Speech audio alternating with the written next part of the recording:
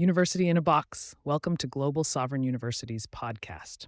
Today, I will read to you the first chapter of a concept that best illustrates how best to reduce poverty, giving a hand up instead of a handout. Literally, I will read about how anyone, anywhere, in 32 languages, a little box will impact in a substantial way the lives of literally billions of people worldwide. No small feat. But you expected nothing less from Global Sovereign University. Chapter 1. The Last Mile. Subchapter 1, Beyond the Signal, where the network ends. There is a particular kind of silence that only exists beyond the signal. It is not the quiet of the countryside, where you can still send a message if you climb a hill, or the hush of a late night when the streets are empty but the fiber lines hum under the asphalt. This silence is infrastructural. You feel it in the way a phone behaves when it has no tower to lean on, no neighbor network to borrow, no half bar of mercy. The screen is bright and confident, the icons are familiar, and the device still looks like a doorway to the world. But the doorway opens onto a wall. The GENO Hotline was built for the end of a phone line. It assumes the simple miracle of a dial tone, a living network somewhere between the learner and the knowledge. It assumes there is at least one step a person can take that does not require permission from geography. Call a number. Say a question out loud. Get an answer back. But there are places where even that first step breaks. In those places, call is not an action. It is a wish. If you have lived your life in cities or along major roads, no signal sounds temporary, like weather. You imagine a dead zone on a commute, a tunnel, a basement, a crowded stadium. You imagine it as a brief inconvenience in a life otherwise saturated with connection. Step outside, walk 50 yards, restart the phone, and the world comes back. The last mile is not like that. The last mile is not an interruption, it is a condition. Beyond the signal are villages built in the folds of mountains where towers are not profitable and cables are not feasible. Beyond the signal are islands where the sea makes every delivery expensive and every repair uncertain. Beyond the signal are refugee camps built quickly for emergencies and left standing for years, where 1 million needs compete for every budget line, and the network never quite arrives in a form that holds. Beyond the signal are disaster zones where the network existed yesterday and today it lies in pieces, and the urgent problem is water, medicine, shelter, and the later problem is that the school is gone too. Beyond the signal are ships and boats where the horizon is wide and the connectivity is either prohibitively costly or deliberately rationed. Beyond the signal are prisons where access is controlled, not by distance, but by policy.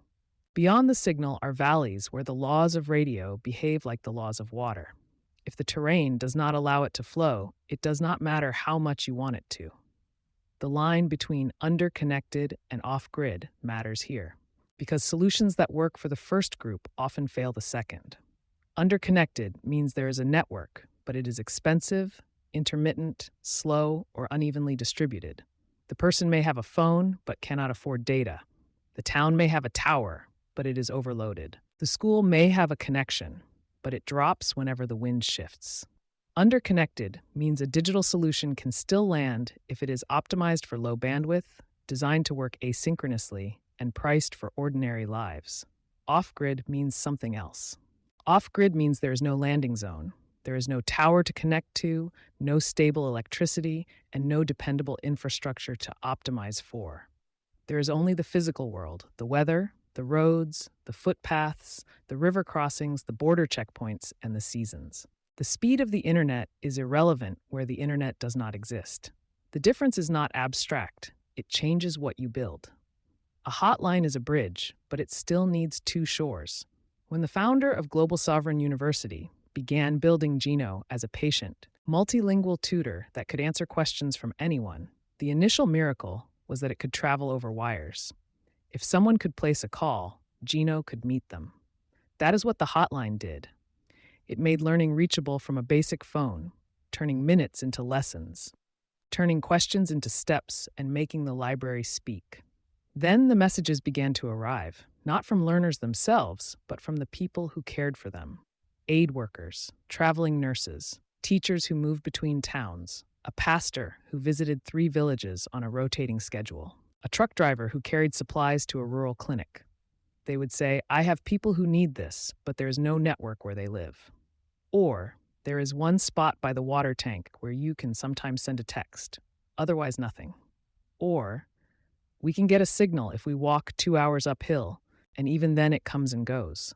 Or simply, no, not here. This is where the story of the last mile becomes a story about objects.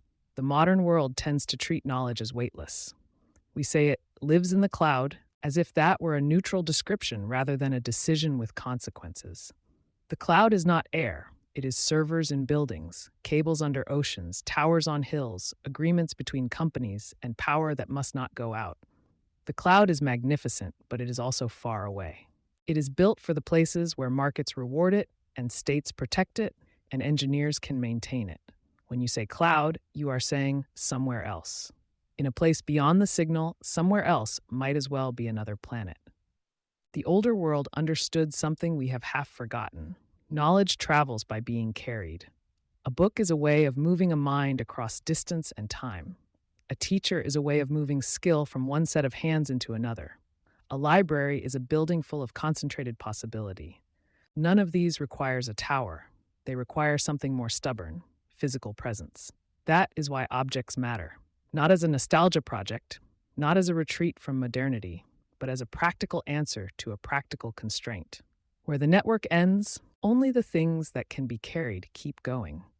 Imagine a small mountain village at the end of a road that becomes a track, that becomes a path. In the rainy season, the path is mud. In the dry season, it is dust. There is a schoolhouse with a roof that rattles when the wind comes through.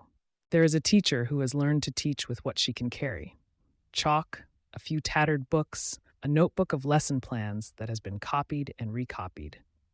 The children have phones sometimes, but the phones are mostly flashlights and radios and cameras. They hold family photos. They hold music passed hand to hand. They are not gateways. They are tools that are waiting for a network that does not arrive. In such a village, go online and research it is not advice. It is a reminder of exclusion. Or picture a camp built for displacement, where people arrived with nothing but their names and their children and whatever they could hold. They are waiting for paperwork, waiting for resettlement, waiting for a home that may never return. There are aid organizations, food distribution schedules, water points, and sanitation systems. Education is always promised, always needed, and always short of what it should be. A child's school year becomes a series of interruptions: moving, waiting, hunger, illness, administrative delays, and then another move. Even where there is a bit of network, it is often rationed, expensive, or controlled. Data is a luxury in a place where every calorie is counted. In a camp, download the app is not a plan. It is a demand for a resource that does not exist. Or consider a coastal fishing community where storms frequently take the grid down. The internet comes and goes, and when it goes, it might not come back for weeks. The people know how to fix engines, mend nets, preserve food, navigate by memory and stars, and keep each other alive. They do not lack intelligence. They lack dependable access to structured learning materials, to the patient, step-by-step explanations that turn curiosity into competence, and to the kind of reference library that lets a person say, I can learn that and be right. In such places, a solution that depends on continuous connectivity is not merely imperfect, it is unusable. It fails at the first requirement, being there when needed. This is the deepest point of the last mile. The last mile is not simply a distance problem. It is a control problem. It is the recognition that the people who most need knowledge often live where knowledge delivery systems have the least incentive to reach. Even when a network does reach them, it may be fragile, it may be priced out of reach, it may be surveilled, it may be switched off during unrest. It may be throttled or filtered or broken by neglect. The farther you are from the center, the more your access depends on decisions made by people who will never meet you. So the question is not only, how do we connect them? It is also, how do we stop their learning from depending on our connection? That is where the box begins, not as a gadget, but as a refusal to accept that learning must be streamed from somewhere else.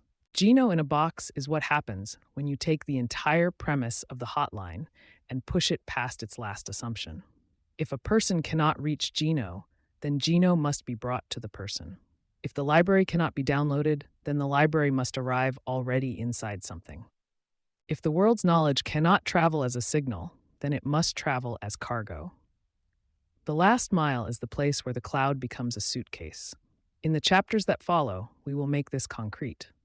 What it feels like to place the box on a table and plug it in, how a room changes when the library is suddenly present, and what it means for a community to own a university in physical form. But first, it is important to stand here, beyond the signal, and admit what is true. For millions of learners, the barrier is not motivation. It is not intelligence. It is not even language, though language matters. The barrier is that the path to knowledge ends early, like a road that stops at a cliff. To reach those learners, you do not optimize a website. You do not negotiate a data plan. You do not wait for a tower. You build something that can be carried by hand, by motorcycle, by boat, by truck, by donkey, or by a person walking, and you make it strong enough to be left behind. You build for the place where the network ends. Subchapter 2, Mapping the Offline Majority. If you want to understand the last mile, you have to stop thinking in terms of a simple map that says connected here, disconnected there. The world does not divide cleanly into online and offline. It divides into layers of access, each one defined by a different kind of constraint. And the reason this matters is simple. Every layer requires a different kind of solution. People in cities sometimes speak of being offline the way they speak of being out of milk, a temporary condition, fixed by a quick trip. But for the offline majority, offline is not a moment. It is a geography, an economy, a policy environment, and often a daily negotiation with electricity itself. Global Sovereign University had to learn this the hard way. The GENO Hotline, in its earliest form, was designed around the most generous assumption a phone-based service can make, that a phone call is possible, that the air between you and a tower is not empty, that there is a company that has run wire or raised steel nearby, that a person can buy minutes, borrow minutes, or find someone willing to share a phone long enough to ask one question. Then came the messages described in the last section, the ones forwarded by the people who travel. The aid worker said the camp has a single spot where messages sometimes go through, and only in the early morning. The pastor who rotates between villages and says 3 of them have no coverage at all. The traveling nurse can make calls at the clinic, but not in the homes where she does follow-ups. The truck driver knows exactly where his phone dies, not for seconds, but for entire stretches of road. In each case, the words were plain. No, not here. Those messages were not only a report about towers, they were a lesson about the shape of the offline majority. In DR 139, Reaching the Offline Majority, the offline is treated not as a single population, but as a spectrum with a hard edge. On the spectrum are the underconnected, people who technically have a network but cannot use it the way designers assume. Then there is the hard edge, the truly off-grid, where the network does not reach at all, or reaches so rarely that building a learning system on top of it is like building a bridge on top of fog. Start with the underconnected, because they are numerous and often misread as online. Their phones light up, their apps exist, their screens look like yours, but their reality is different in at least 5 ways. First, affordability. A signal can exist and still be functionally unavailable if the cost of using it competes with food. Data plans are not paid in percentages of GDP. They are paid in the same money that buys cooking oil, school supplies, and bus fare. When a parent has to decide between buying a child a notebook and buying a child a week of data, the notebook wins. When a young person has to decide between using data for a job application and using data to watch a tutorial, the job application wins. The network is present, but learning is priced out. Second, reliability. There are towns where the network works the way the weather works. The sky may be clear now, but no one plans a harvest based on a clear hour. Some networks drop when it rains, when the wind shifts, when the generator runs out of fuel, when a truck hits a pole, when the local station overheats, or when too many people try to connect at once. If a student cannot predict whether the lesson will load, they cannot build a habit. Education is made of repetition. Repetition dies when a system fails at random. Third, speed and friction. In many places, the network is not absent but slow, and slow in a way that punishes curiosity. A question that should take 10 seconds to answer takes 10 minutes. A download fails at 90% and must be restarted. A video stutters and becomes exhausting. A learner begins with energy and ends with defeat, not because the material is hard, but because the path to the material is hard. When that happens often enough, people stop trying. Designers call it dropout. The learner experiences it as, "This is not for me." But the truth is, the system was never designed for them. Fourth, power. A phone without electricity is a brick. Many underconnected communities also live on fragile power: intermittent grid service, expensive charging stations, solar panels that fail when the season changes, and a small battery shared across a household. In such places, online learning quietly assumes a stable electrical world that does not exist. You cannot watch a lesson if your phone must be conserved for emergencies. You cannot spend battery on research if you may need a flashlight after dark. Power turns learning into a luxury. Fifth, policy and control. Even where the signal is technically strong, access can still be restricted. Some networks are filtered, some are surveilled, some are throttled during unrest, some are shut off during elections. Some are simply censored in ways that make serious learning difficult. A person may have bars on their phone and still live in an environment where knowledge is not free to travel. Now, beyond this spectrum is the edge that defines the last mile, the truly off-grid.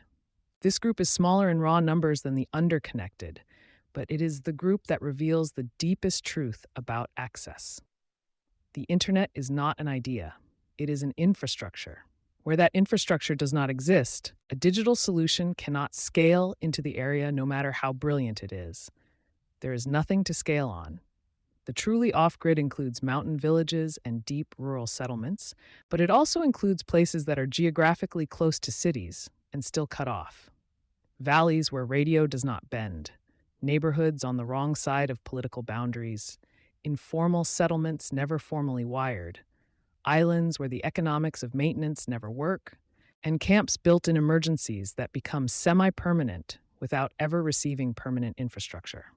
It includes ships at sea, where connectivity is either too expensive or deliberately limited, and it includes prisons, where the limitation is not geography, but policy. Off-grid is not always far. It is often excluded.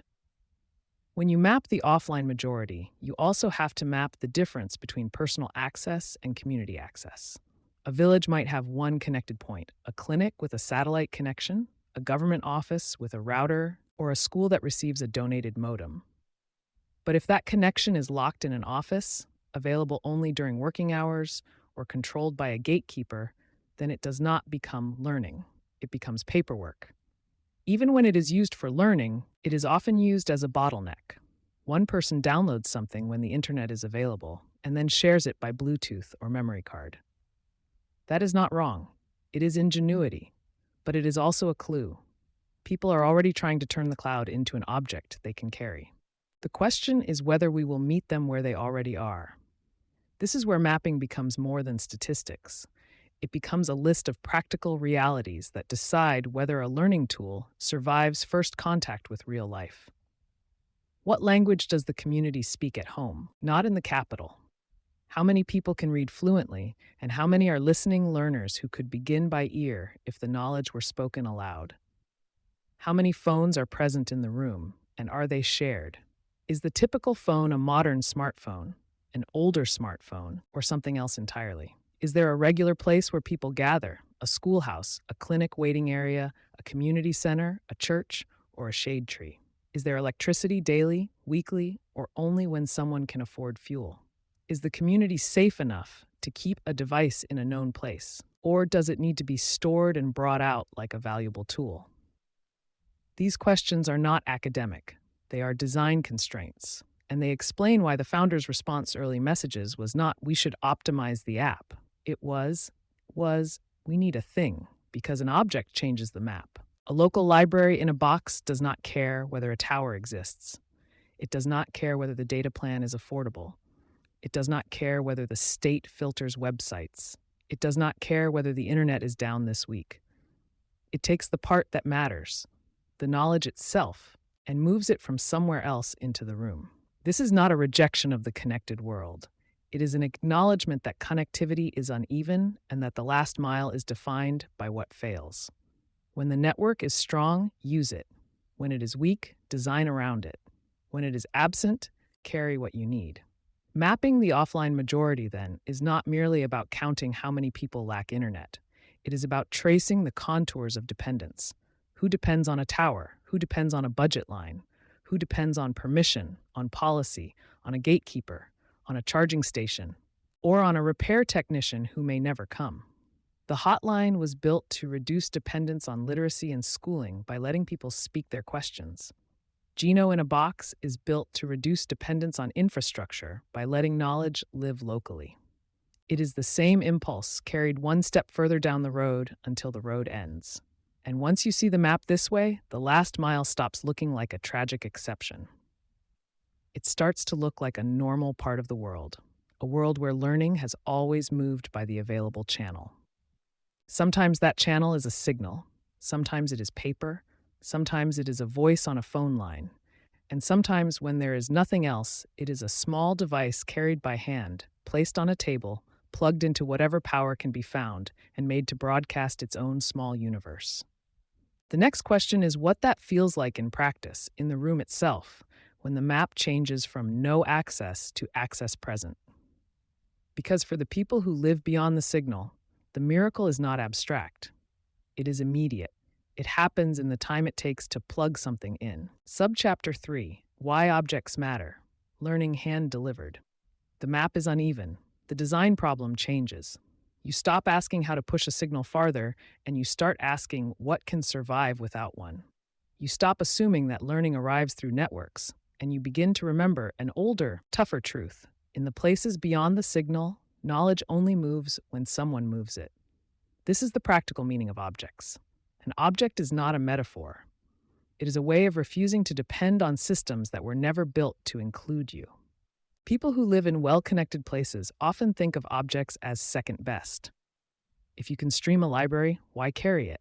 If you can update content instantly, why store it locally? If you can consult a cloud tutor, why put a tutor into a device? Those are sensible questions in a world where the cloud is always present. But in the last mile, those questions collapse under the weight of one simple fact. The cloud is somewhere else. Somewhere else has rules. Somewhere else has outages. Somewhere else has invoices. Somewhere else has policies that change during unrest. Somewhere else has administrators who can revoke access, throttle bandwidth, or decide that a particular kind of knowledge is inconvenient. Somewhere else might be honest and benevolent, but it is still elsewhere. And dependence, even on benevolence, is still dependence. That is why the people who travel were the first to see the shape of the real solution. They already lived in the physical world of constraints. The aid worker who knew the camp's one reliable signal spot by the water tank and knew it was useless once the crowd formed. The traveling nurse who could make calls at the clinic but not in the homes where she did follow-ups and who carried printed instructions because she could not assume a web page would load. The pastor who moved between villages on a schedule and knew exactly where the phones stopped working and the road became a footpath. The truck driver who could tell you by instinct where the bars on the screen would vanish and would shrug as if to say, "This is not a problem. It is the terrain." These are not romantic figures. They are logistics. They are distribution. They are the last mile made human. And without saying it in theoretical language, they all pointed to the same conclusion. If learning is going to cross the gap, it must become cargo. In the underconnected world, people already behave as if knowledge is an object. The student who downloads a video when the signal is strong and then watches it later, rationing battery and time. The teacher who borrows a neighbor's connection once a week and loads a memory card with PDFs. The young mechanic who learns by trading files phone to phone in a marketplace because the network is too expensive for browsing. This is not a quirky workaround. It is a preview of what the last mile demands. Learning that can be possessed, carried, and used without permission. When you see it, you stop treating offline delivery as a special case. You start treating it as an honest design principle. Deliver knowledge the way communities actually move resources. Not as a stream, but as stock. Not as a subscription, but as a tool. A book did this for centuries. A book is an argument for permanence. Once it is in your hands, nobody can throttle it. Nobody can decide mid-sentence that your access has expired.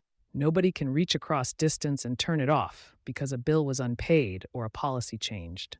A book can be confiscated, yes. It can be burned. It can be censored at borders. But the point is that it is physically real, which means it can also be hidden, copied, shared, carried over a mountain, stored in a trunk, or passed to a child. It can be defended with ordinary human stubbornness. The modern world, for all its speed, has made one thing fragile: local possession. We rent what we used to own. We access what we used to keep. We log into knowledge rather than holding it. For the connected classes, this trade often feels worth it. For the last mile, it is not a trade at all. It is a lock on a door. That is why a device like GENO in a box is not merely a piece of hardware. It is a decision about where the center of gravity belongs. Does knowledge live somewhere far away, in a server room you will never see, governed by agreements you did not sign and cannot negotiate?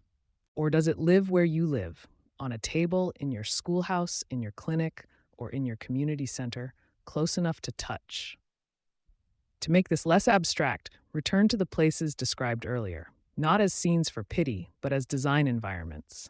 In the mountain village at the end of the road, the teacher's problem is not that she lacks passion. It is that she teaches at the edge of a supply chain. Every sheet of paper, every piece of chalk, every textbook is either scarce or worn. When the curriculum says have students research, it is essentially saying have students access a library that does not exist. So she does what good teachers always do. She simplifies, she improvises, and she repeats what she knows. The trouble is that improvisation over years becomes a ceiling, not because the teacher is inadequate, but because the inputs are limited. If you never receive new material, your teaching becomes a closed system, recycling the same examples, the same explanations, and the same small set of facts. Curiosity expands, resources do not. Students begin to leave the village in their minds before they can leave in their bodies, because they can sense there is a wider world but cannot reach it. Now imagine that someone arrives carrying a small object. Not a tower, not a subscription, not a contract. An object. They place it on the teacher's table. They plug it into power, perhaps the school's solar panel, perhaps a shared battery, perhaps a generator used sparingly. A light comes on. Nothing else changes in the village. The mountains are still the mountains. The road is still a path. The phones still have no bars, and yet, inside the room, a new kind of access exists, a local signal that does not need the outside world. This is what hand-delivered learning feels like. Not like a miracle in the sky, but like a tool on a table. In the refugee camp, the problem is different, but the principle is the same. The camp is full of people who have lost not only homes, but also continuity. Education depends on continuity. It depends on lessons building on lessons, on days that follow days. Camps fracture time. A device that requires regular updates, constant authentication, or stable internet is not merely inconvenient, it is structurally misfit. It asks for what the environment cannot provide. An object asks less. An object says, here is the library. It is already here. Use it when you can. It does not argue with the camp's constraints. It works inside them. And on the coast, where storms knock out the grid and the network, an object is resilience. The learning system that works only when everything else is working is not a learning system. It is an accessory. A local library and tutor that remain present through outages become part of the community's survival infrastructure, like stored water, like a first aid kit, like a radio. This is why, in DR 139, the hard edge of the offline majority keeps reappearing in the same form. The most excluded places require solutions that do not ask permission from infrastructure. In those places, the question is not whether the content is beautiful or the interface modern or the updates frequent. The question is whether the knowledge is present when needed. Objects have three qualities that signals struggle to match in the last mile: presence, permanence, and transferability. Presence means the learning exists where the learner is, not hypothetically, not after a download, not if the network comes back, not if a gatekeeper unlocks the office. It is in the room. A person can reach it with the phone already in their hand with no data plan, no login, no long wait for a page to load. Presence is the end of somewhere else. Permanence means it keeps working tomorrow. This sounds trivial until you live where services expire. A cloud-based platform can change terms. It can disappear. It can be blocked. It can be priced beyond reach. It can be turned into a political weapon. An object is not immortal, but it does not vanish because someone in a distant office made a decision. If it breaks in your world and can be repaired in your world. Permanence is the end of access granted, replaced by access owned. Transferability means it can be carried by the same channels that carry everything else. Aid moves by truck and boat and motorcycle. Medicine moves in coolers. Seeds move in sacks. Tools move in hands. If knowledge is packaged as a thing, it can move with the same stubborn efficiency. It can be carried by the pastor visiting 3 villages. It can be brought by the traveling nurse. It can sit in a clinic waiting area where people already gather. It can be left behind and used without the carrier returning. This is the heart of learning hand-delivered. It fits the existing routes of real life. It respects the way the last mile actually functions, which is not by infrastructure being extended to meet people, but by people extending themselves to meet each other. There is also a quieter reason objects matter, one that becomes more important the farther you go from the center: dignity. In the last mile, people are tired of being told what they need, tired of being enrolled into systems they do not control, and tired of tools that vanish when funding ends. An object that a community can keep is different. It does not say, "We will teach you as long as the project lasts." It says, "This is yours. Use it, share it, build around it, keep it as long as it keeps working." That is why the story of GENO in a box begins here, in the logic of the last mile rather than in the glamour of technology. The box is the hotline's promise, carried past the point where a phone can call. It is the cloud made local, the library made present, the tutor made reachable without a tower. It is what happens when you take seriously the reports that came in from the people who travel, the ones who said again and again, "No, not here." If learning is going to reach those places, it cannot arrive as a service. It must arrive as a thing. It must be something a person can put into a bag, protect from rain, bring across a river, set on a table, and leave behind. And when it is there, in the room, it does something maps do not show. It changes what people can imagine themselves becoming, because it changes the cost of asking the next question. The last mile is where curiosity usually learns to be quiet. Objects let it speak again. On behalf of Dr. Jean Constant, thank you for your time and attention. For everyone who seeks a better tomorrow, a free education awaits. Visit globalsovereignuniversity.org.